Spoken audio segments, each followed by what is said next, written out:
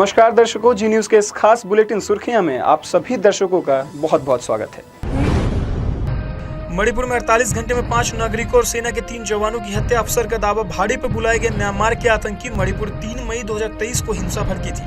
तब से कुकी और मैतेई के बीच जातीय हिंसा जारी है। अब तक 200 से ज्यादा मौतें हो चुकी है, 1100 से ज्यादा लोग घायल हुए हैं।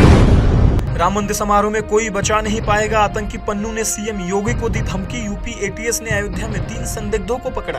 डीजी प्रशांत कुमार ने पकड़े गए संदिग्धों से पूछताछ की जा रही है। उन्होंने कहा कि अभी तक इनका किसी आतंकी संगठन से संबंध सामने नहीं आया है। बैटिंग में फेल, फील्डिंग में अद्भुत। विराट कोहली ने हैरत अंगेज तरीके से रोका छक्का। अफगानिस्तान के साथ तीसरे टी20 मैच के दौरान विराट कोहली ने शानदार फील्डिंग कर दर्शकों का दिल जीत लिया।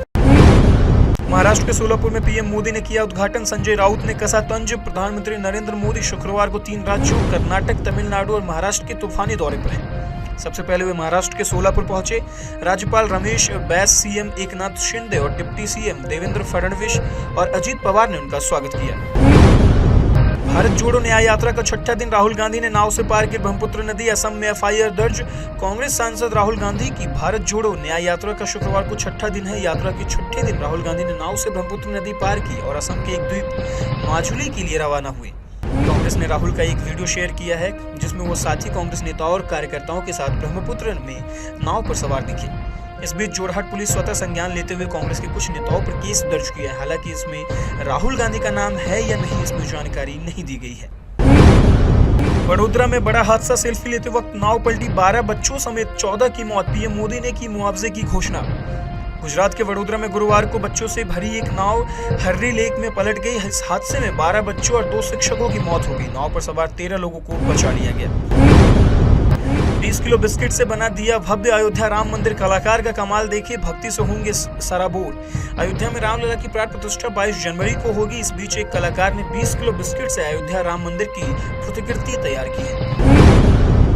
राम टेम्पल स्टैम्प्स, राम मंदिर, भगवान गणेश, हनुमान, जटायु, केवट राज और मां शबरी। पीएम मोदी ने जारी किए डाक टिकट। पीएम मोदी राम मंदिर पर स्मारक डाक टिकट और दुनिया भर के देशों द्वारा जारी भगवान राम को समर्पित टिकटों की एक बुक जारी की।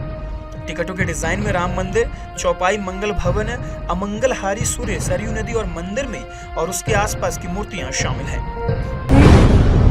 यमन के पास अदन की खाड़ी में जिंको पिकार्डी जहाज पर ड्रोन अटैक। इंडियन नेवी ने पहुंचाई मदद। अरब सागर में यमन के पास एक बार फिर से जहाज पर ड्रोन अटैक हुआ है। हमले के बाद जहाज में आग लग गई। आग पर काबू पा लिया गया। जिंको पिकार्डी नाम के जहाज पर मार्शल आइलैंड का झंडा लगा हुआ था।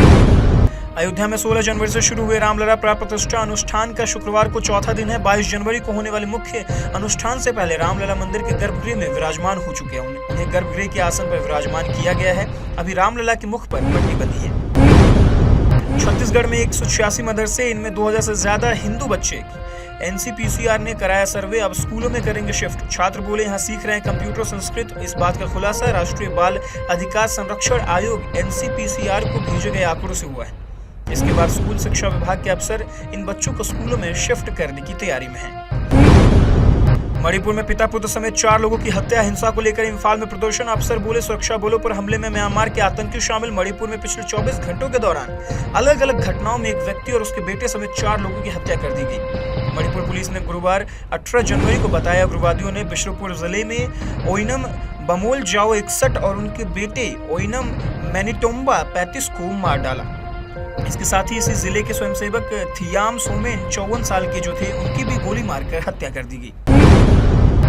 फुल बॉडी प्रोटेक्टर प्रबला। भारत दुनिया का पहला देश जो इसे बनाया। आग, पत्थर, एसिड व चाकू के अटैक से सुरक्षा प्रदान करेगी। भारत दुनिया का पहला देश है जिसने महिला सुरक्षा कर्मियों के लिए आधुनिक ड्रेस फुल बॉडी प्रोटेक्टर प्रबला बनाया है। इस ड्रेस को पहनने के बाद महिला सुरक्षा कर्मियों को आग, पत्थर, एसिड और चाकू के अटैक से सुरक्षित रखेगी।